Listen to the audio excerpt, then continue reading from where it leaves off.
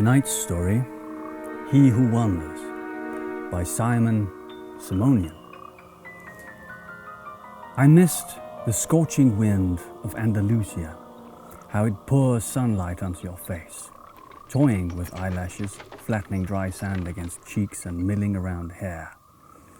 I missed the smell of the valley and that ripening softness of muscat fluff, glistening in the afternoon breeze.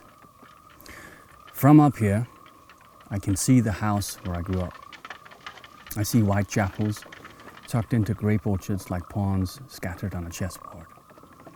I can see patches of asphalt on El Jardinito Road, hailing from the old town through dappled rocks, then waning behind the horizon with erratic headlights of beat-up trucks cruising along.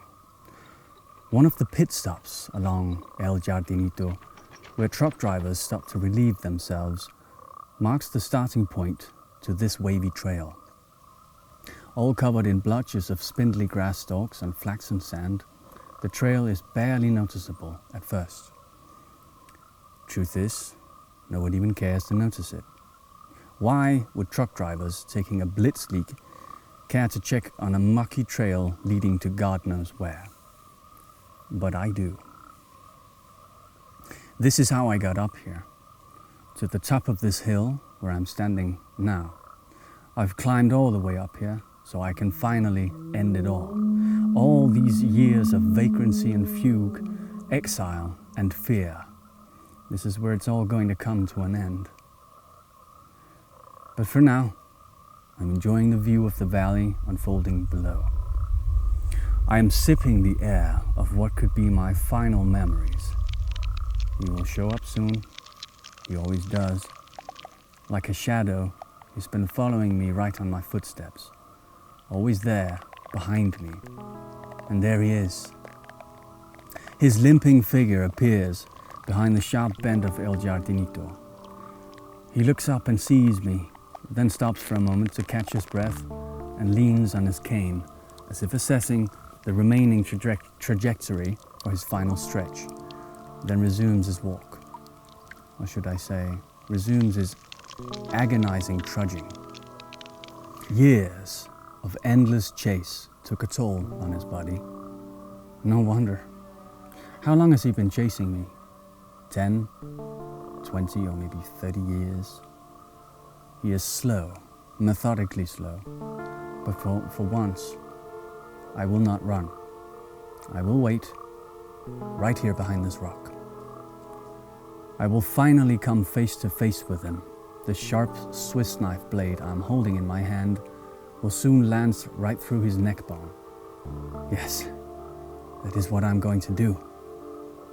This ends here, and the dead end of this sandy trail atop the hill overlooking the valley with its white chapels and muscat orchards. Funny. After all these years, I still don't know the real name of my chaser. I always called him what Master Borges called him. He who wanders. He who wanders, listen, I will kill you. Borges, the Borges. I idolized him when I was in college. Many did, but I was different. It was 1961. I was an average lazy learner at the Universidad Laboral de Córdoba, floating around from one semester to another with barely passable grades. I had very few friends and almost no interests. One can say that I had an early form of an identity crisis. Besides chugging anisado, my only other passion was literature, Latin American literature. Borges and Neruda were at the forefront. One could only imagine my excitement when I saw a pamphlet hanging on the wall of the literature faculty. Spaces were limited, but who cared?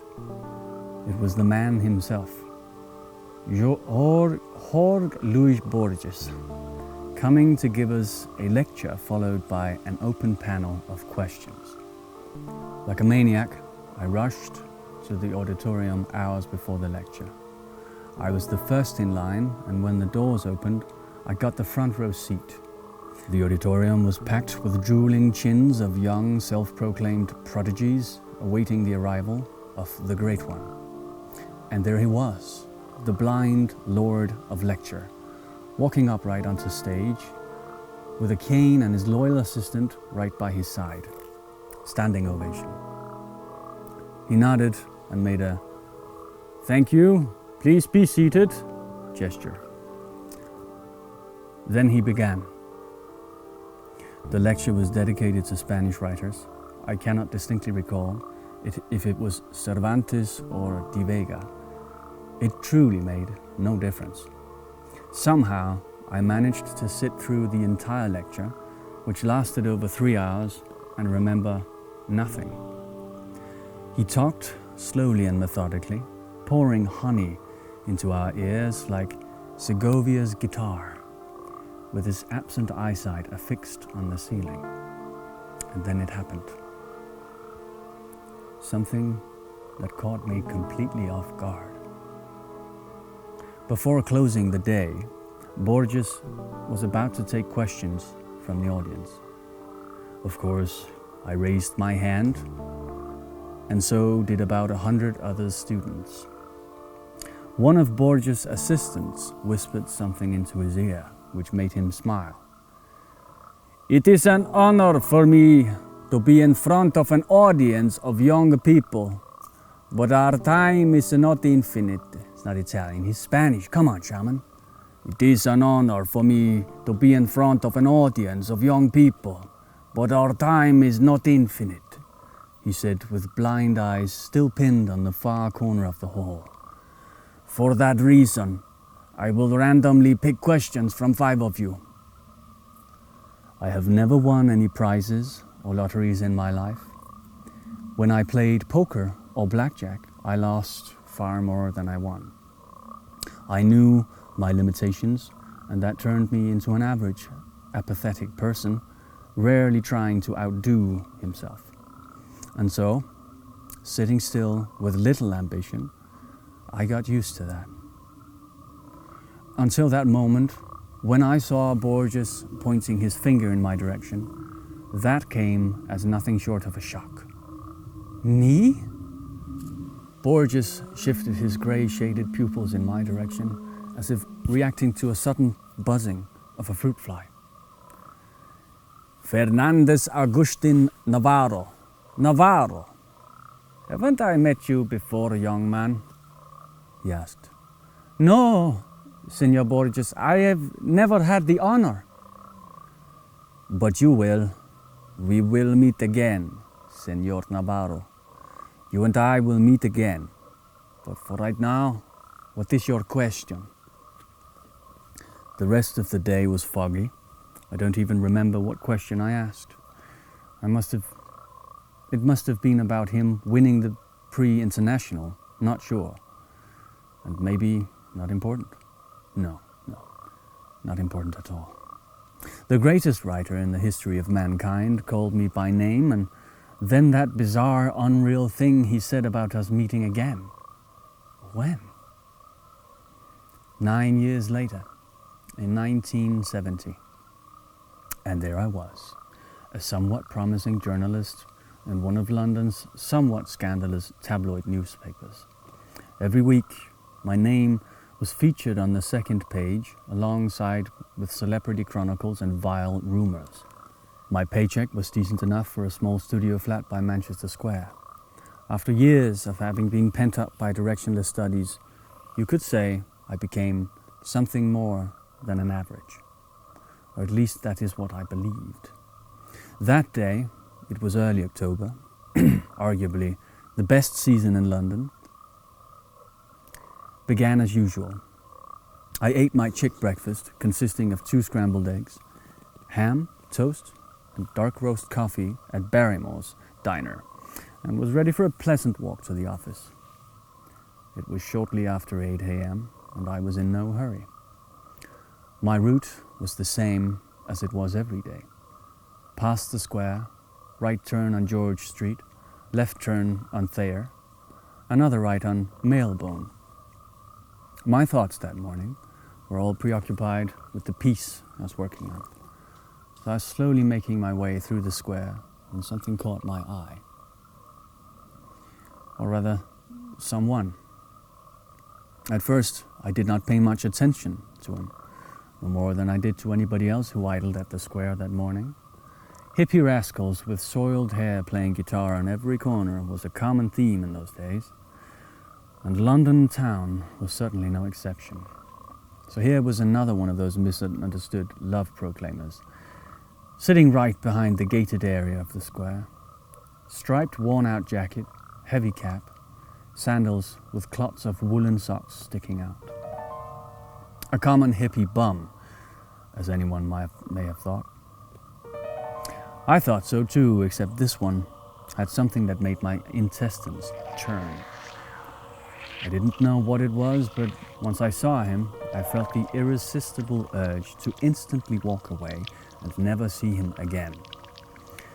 The way he looked at me, that gloomy frown that made me think of a line from Oscar Wilde, "That fellow's got to swing." There certainly was something outer-worldly about that fellow. His eyes, as if carved from rock below his forehead, were mercilessly drilling thousands of tiny holes through me. I added pace. As I turned back one last time, I noticed him slowly walking towards me, past the gates of the square, onto the street, paying no attention to screeching tires or honking cars, walking right towards me. He's just a bum. No, he's not. Just another one of those unwashed hippies. No. Run! George Street was empty, like in post-war bombed quarters. I could hear my brisk footsteps. Or was it the drubbing of my aorta against the chest? He was catching up. Run? Don't be silly. Yes, run! First, slowly, as if you're trying not to show your chaser that you're scared. No, not scared, more like in a hurry. Why am I running? I can take him out with one punch. But it really wasn't about that. It was my first experience of that feeling, which I can only describe as some sort of primordial sense of fear, panic, dread. Unexplained sense of looming doom arching above you like a dark figure with a scythe. I ran faster than my feet could move. As I turned the corner of Thayer, I paused and looked back, fearing to see him right behind. Scrambled eggs, toast, and dark roast coffee were about to make their way back up my esophagus. Wiping the sweat off my palms onto my pants, I bent forward in a protective position and looked around. Empty windows of George Street were checking me out like a toddler witnessing a parent in a cowardly act. Whoever that man was that incensed me into this uncontrollable panic, he was now gone. Shame on you, Fernandez Agustin, I repeated to myself, while making futile attempts to enthrall palpitation to subside. Shame on you, I mumbled, repeating that word. Mumbling turned into whistling, that song, Magic Lanterns. Shame, shame, I whistled, acting calm and self-composed. I sang without knowing words, only to convert my mind to something else. I sang so others would not notice me shaking. I climbed the stairs of my office building, 3 at a time. 3rd floor, the familiar smell of typography oils calmed me down. Safe haven, shame on you, Fernandez Agustin Navarro. Even now I question myself whether my journey to madness began on that day, or was it underway for many years? Madness that creeps in and recedes in tidal waves. Is that not how it usually happens? All I know is that an hour later I was laughing at my little moment of weakness. Preposterous and rubbish, my thick Andalusian twang spoke to me.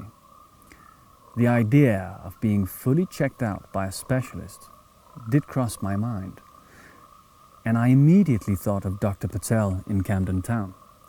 He'd give me a comfortable medical diagnosis like a panic attack and prescribe some white pills, probably, I thought. Little did I know that the day had more surprises in store.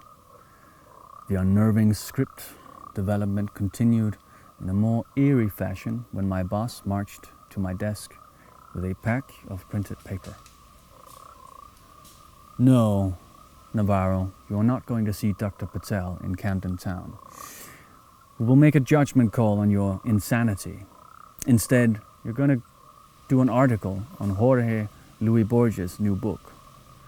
He is making his presentation today at London Public Library and blah, blah, blah. I forgot about the panic attack. The thrill of seeing Master Borges again, 9 years later, was surreal. Moments later, I was sitting in a cab on my way to the London Public Library, scribbling all possible questions I should be asking him. El informe di Brody? Other books? Forget it. I knew very well what I would ask. I paid the cab and galloped up the marble stairs leading to the hallway where the master was about to hold his new book presentation. I elbowed myself through the crowd of journalists to occupy the coveted front row spot. Quick inventory check. Wallet, JSAC, along with the omnipresent Swiss knife. Seconds ticked leisurely on my wristwatch. 4 more minutes. Forget this morning's sickness. Forget Dr. Patel. Collect yourself, Fernandez Agustin. Navarro, that is your last name, isn't it? Yes, Senor Borges. But how do you? 9 years ago in Cordoba, I told you we would meet again. Do you remember? I nodded rapidly, completely forgetting he couldn't see me. Stupid. Perhaps, continued Borges, it would be more prudent for us to speak privately after the conference. I invite you to have a coffee with me. You like Colombian coffee, Mr. Navarro? I shall see you precisely at 6 o'clock at the address that my assistant will provide. His blind eyes were still affixed at the top far corner of the hallway, far above the congested, sharp-penciled critics and arduous followers of his divine writing. The attention was now all on me, as revealed by hundreds of photo flashes from behind. I thought of all the explaining that I would have to do tomorrow. How does Borges know you? Are you friends? You were raised in Cordova? Are you his illegitimate son? Back then I did not know. Answers came later. Memory is a tricky animal. As I gaze over the valley and satiate my lungs with familiar smells, I cannot think of anything specific. Vague and elusive memories of my childhood home. And these orchards, these white chapels and the old town itself, nothing but an incomprehensible sensation somewhere down there, below the chest cage. I close my eyes and let the sun swirl around with tinted specks of mosaic light. I am trying to focus without looking. Alas, nothing comes to mind. I've been robbed of my memory. You! I cast my eyes at the trail again. He's closing in. It's hard for him to walk upward, and yet I see the determination in his eyes, in his tight grip of that wobbly walking stick, in the way he periodically stops to catch his breath and eyeball the remaining distance. I am not going anywhere. 5, 10 more minutes?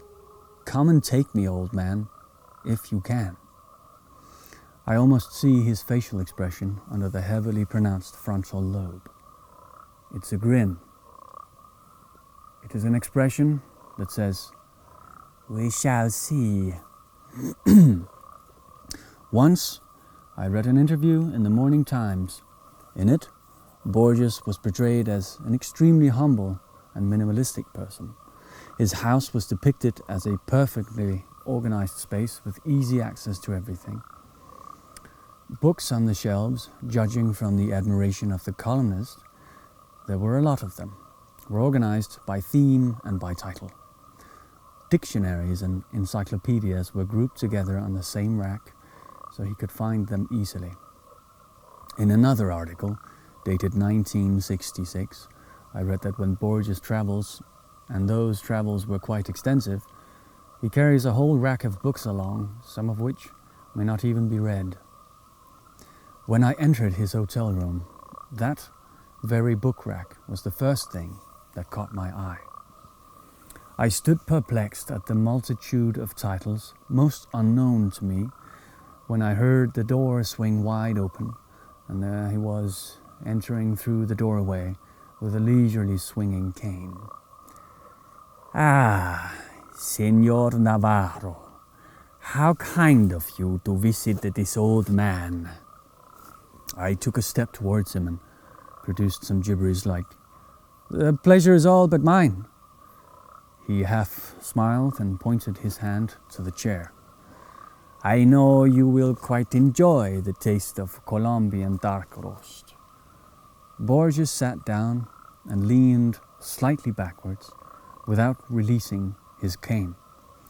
"Do you know the biggest advantage of being blind?"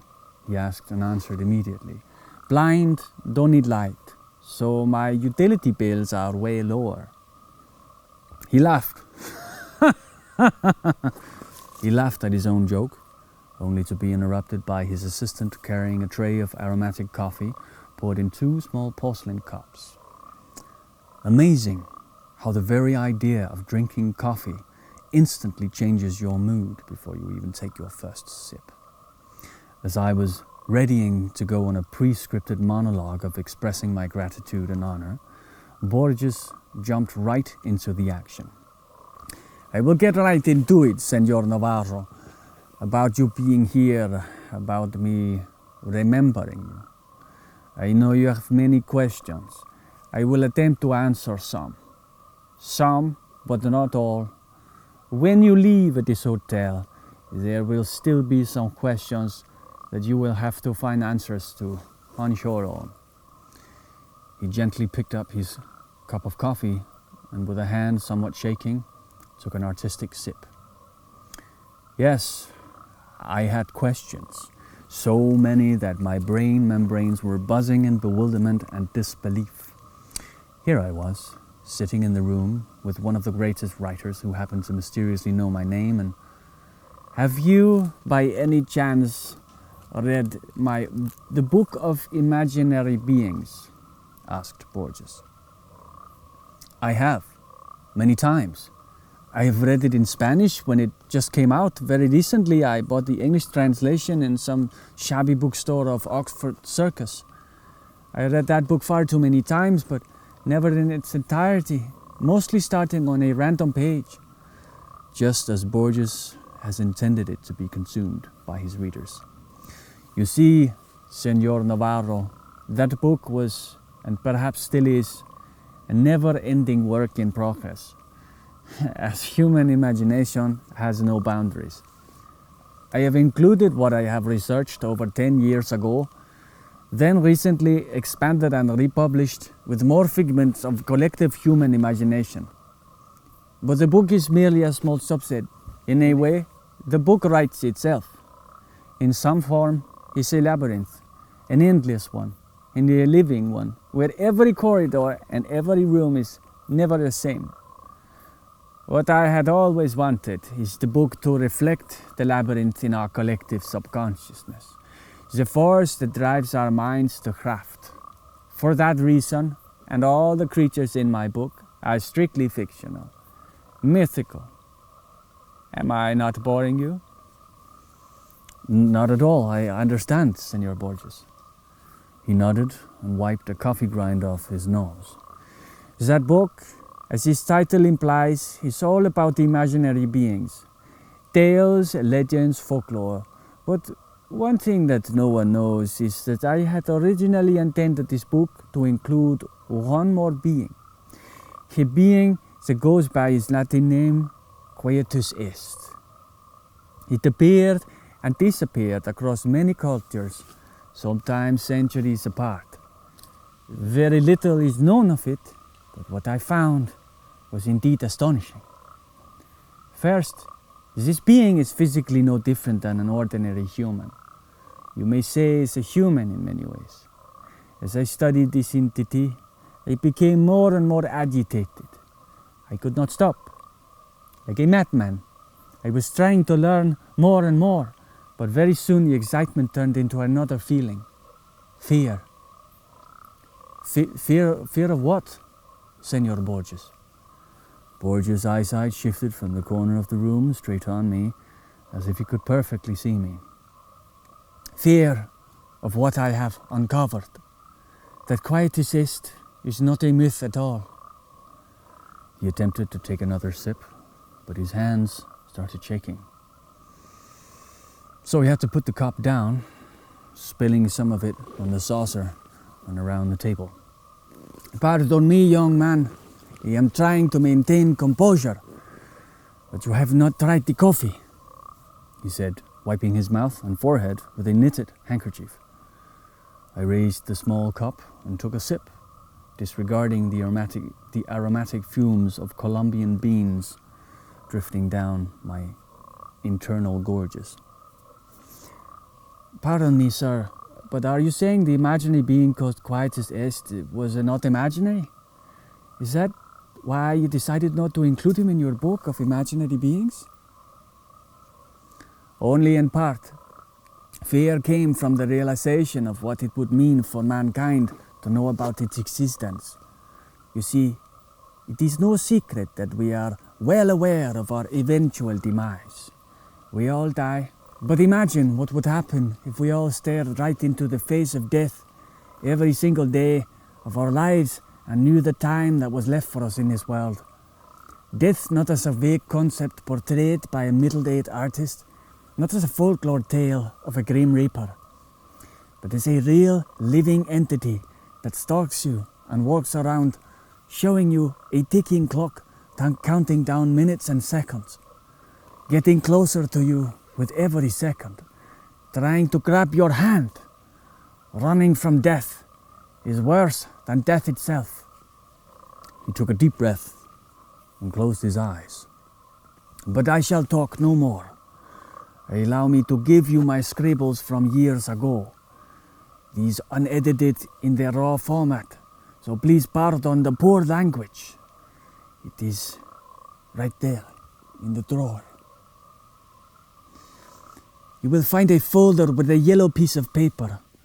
Read it aloud while my ripe old body attempts to catch a breath.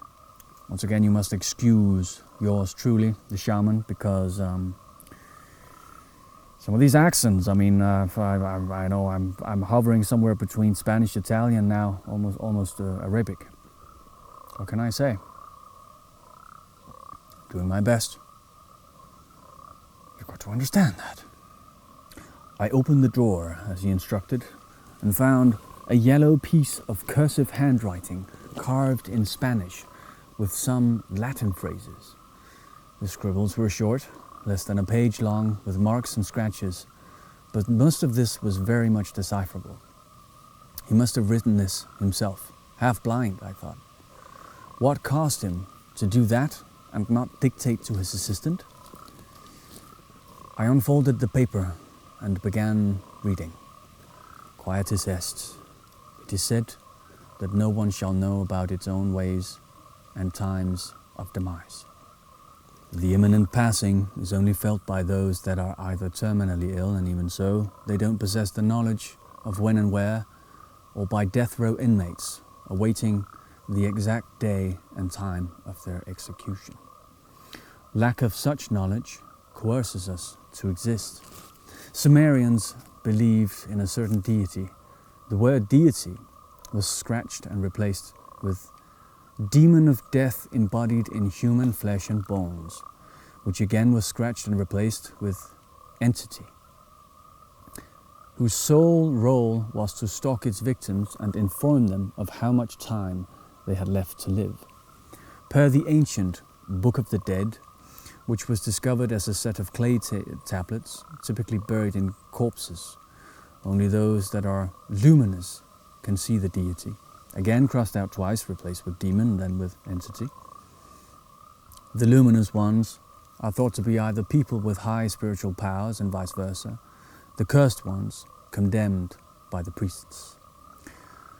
The reference briefly appears again in some Egyptian manuscripts, but in later writing is replaced by Anubis, or in rare occurrences by Horus. The writings again depict this unnamed being as an eternal human who never sleeps but always wanders. What's strange is that neither Sumerians nor Egyptians ever gave the entity a discrete name. However, the latter rare findings during Dark Ages refer to him as Quietus Est. The only depiction of Quietus Est was that of an ordinary human standing next to a sun clock, which was used to measure the time that the Chosen One had left to live. From time to time, Quietus Est stalks the Chosen One, and when cornered, moves hands out of the clock forward to shorten the lifetime. If the Chosen One cannot escape, then his time eventually runs out.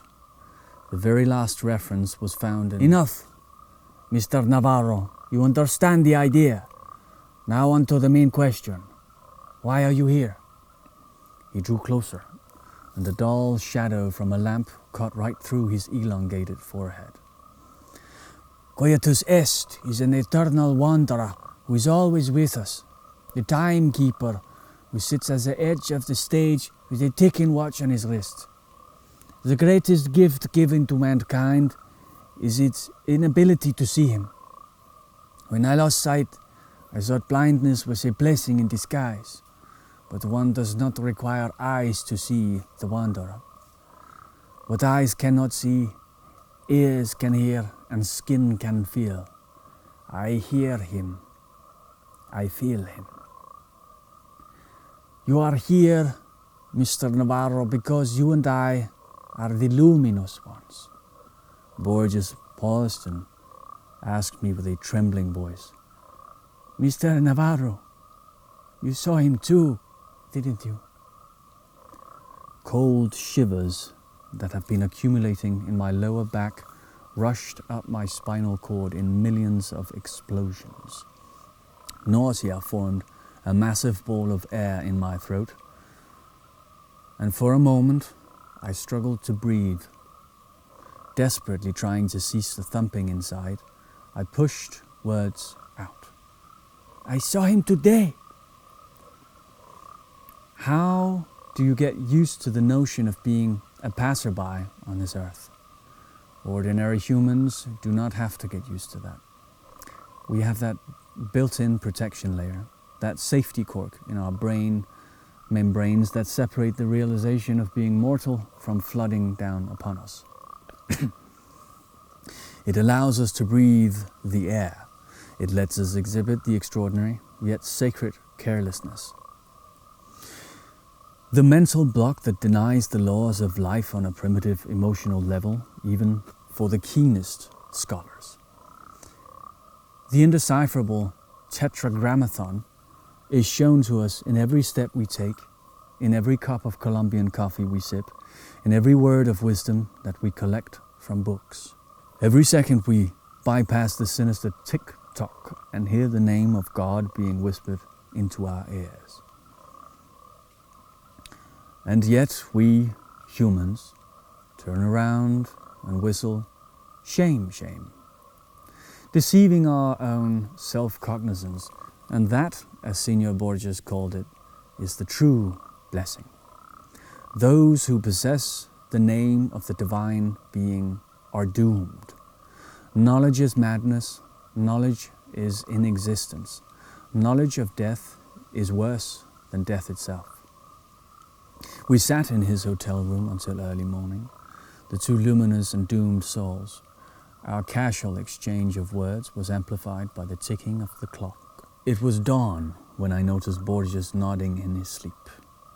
His left hand was still resting on the cane and his pupils were shuffling behind his shut eyelids. Borges was dreaming. So must have I. As I was exiting the foyer of the hotel, I hid behind the column and looked around the street.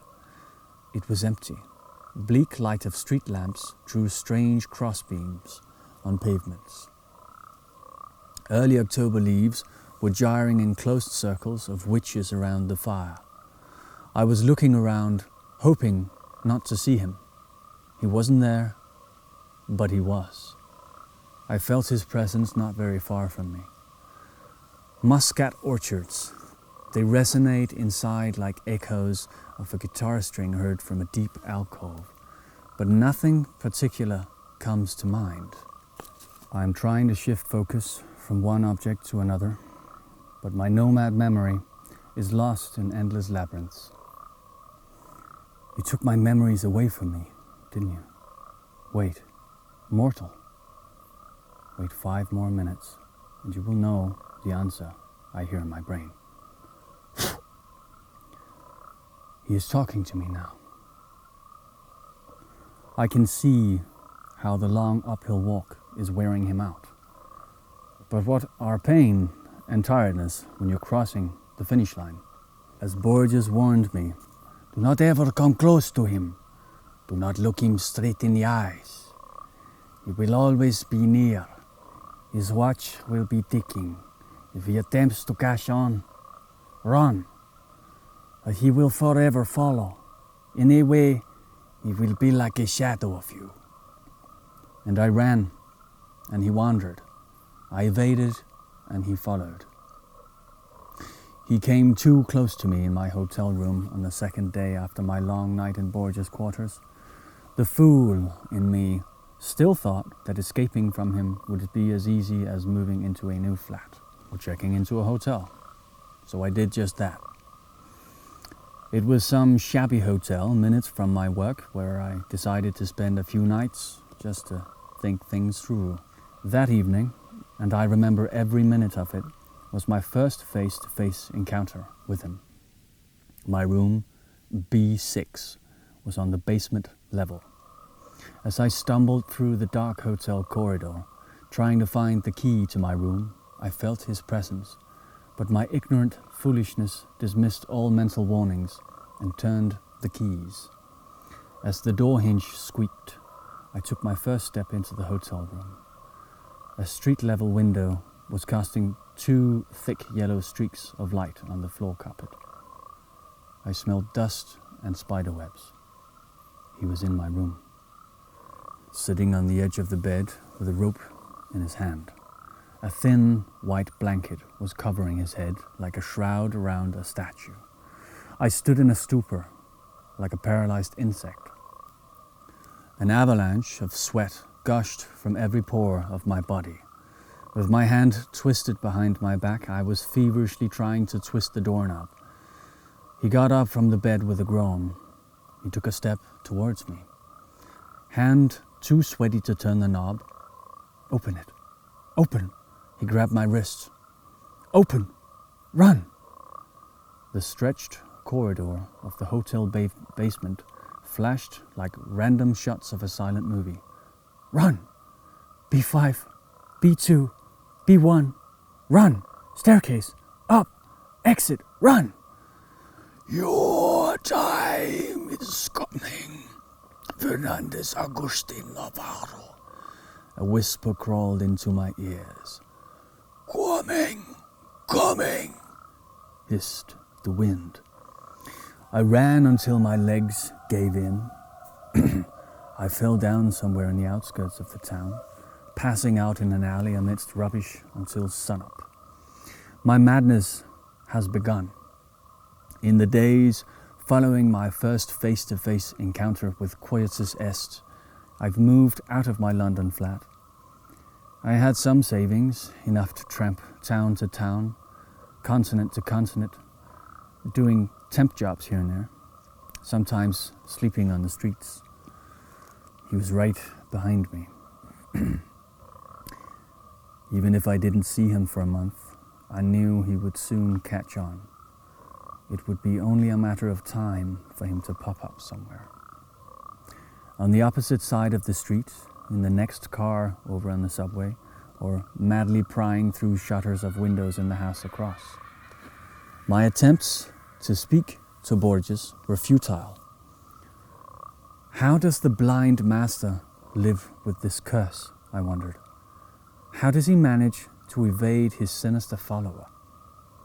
I had questions, far more than I anticipated. But Signor Borges was already on the other side of the globe. I wrote him letters. He never replied. I tried calling hotels where he stayed. Unavailable. The books that he wrote, I bought all of them in attempts to find hidden meanings. What if he had secret messages for me inside his writings? The Book of Sand, Dr. Brody's report. I even searched his earlier writings, analyzed every word. Pointless. Futile. Until 1983, Shakespeare's Memory, his final book, as it turned out to be. I was somewhere in Eastern Europe when I bought the book. Immediately I began my scrupulous study, letter by letter, page by page, analyzing every space, every punctuation sign. And that's when I found it, the answer. The answer was the story itself, the story that did not require much study or decryption. All I had to do was read it. I knew I had come face to face with Quietus Est, like Borges did. But not before having to go through the life of an exile. That's what Borges had intended me to do. Such was his final and only message to me, embodied within his last story. A story written for the public, but intended for my eyes only. The story was that the protagonist receives memories of Shakespeare, memories that overwhelm him, overpowering his own.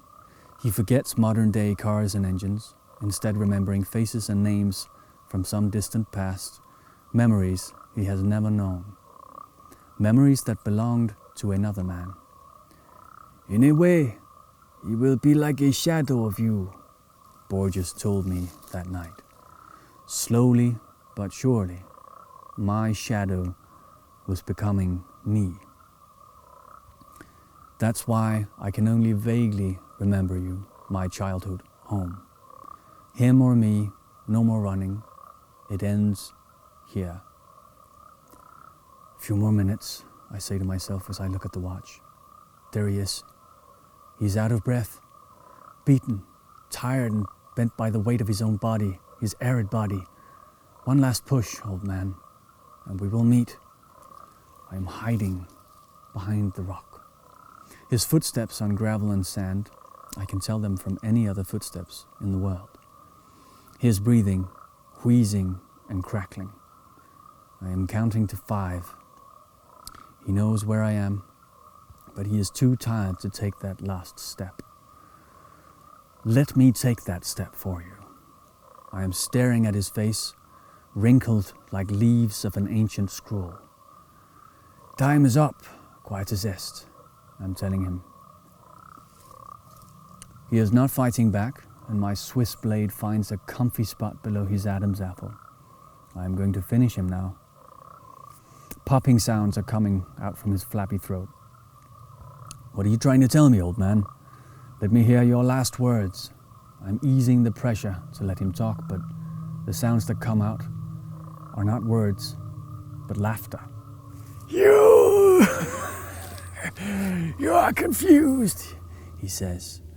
You've got it all wrong. Let me help you understand.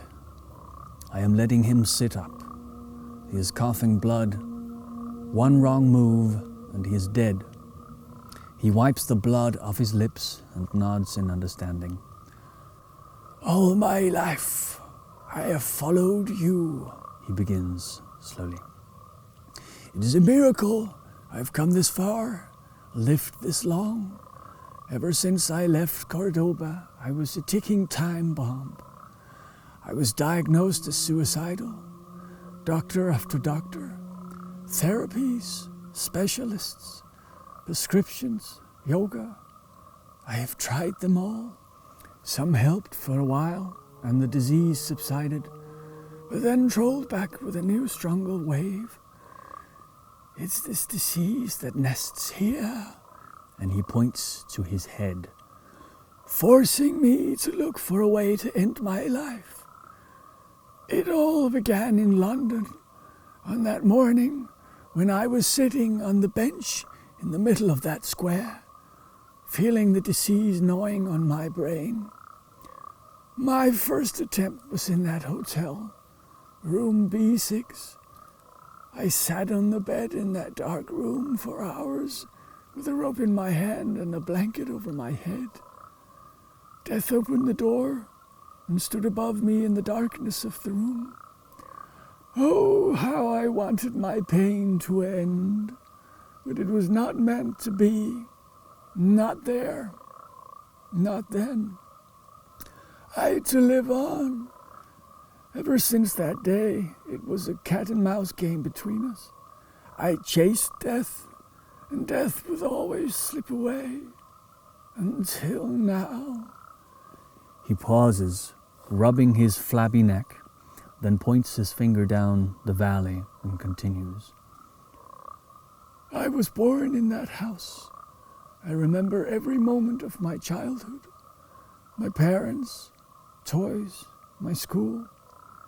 I remember playing hide and seek with my cousins in Muscat Gardens, dozing off to Sunday clergy in that white chapel.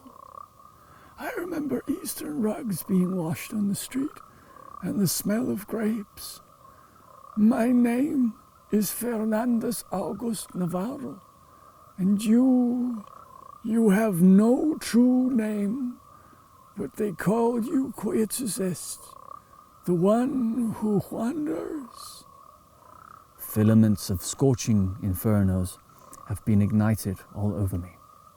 The fire sets off inside my eyelids, spreading over to all facial pores and trickling down my body. Lies! Imbecile lies! I roar. Look at me, He says. I am an old man, and you, still young and strong as you will always be. You have not aged. Now think more. What do you remember of your childhood? Shakespearean memories of random sounds and smells are all you have gained from me. Master Borges knew who you were. He cracked you, and then he tricked you. He made you think you were me. That was his way of evading you, by not revealing you the truth until his final breath, final book, his final story. You are the one who wanders, and those memories you have, those are my memories. And now that I have told you who you really are, you must finally finish me. I have heard enough of his fibs. I'm throwing my knife away. I shall not require any blades to finish him. With hands clenched around his thin neck, I'm strangling him. I hear him squeal as the grip tightens. I feel the crackling of neck bones between my thumbs. I see him gulping the air in warm convulsions. He looks peaceful. I sit on his chest and watch his last breath picked up by the wind, carried down the valley to those gardens, passing by the white chapel and the house where he grew up. The scorching wind of Andalusia is pouring sunlight onto his face, toying with his eyelashes, pounding on cheeks and jarring through hair. He must have missed the smell of the valley and the ripening softness of muscat fluff glistening in the air. I am rewinding my wristwatch and walking downhill along the wavy trail, my thumbs still sore from killing, and I am taking small steps sideways. Once I reach El Jardinito Road, I will hop on the first bus, and from there I will travel west or north. Destination will never matter. That was He Who Wanders by Simon Simmonian. Strange tale. With a nice twist at the end, I thought, even if the story was quite difficult to read. Strange phrases and typos, to be honest. The night is thick by now. I suggest you stay by my camp until morning. You may rest. You are safe here. Stay in the circle. When you wake, I will be gone. But maybe we will see each other again in the shaman's camp.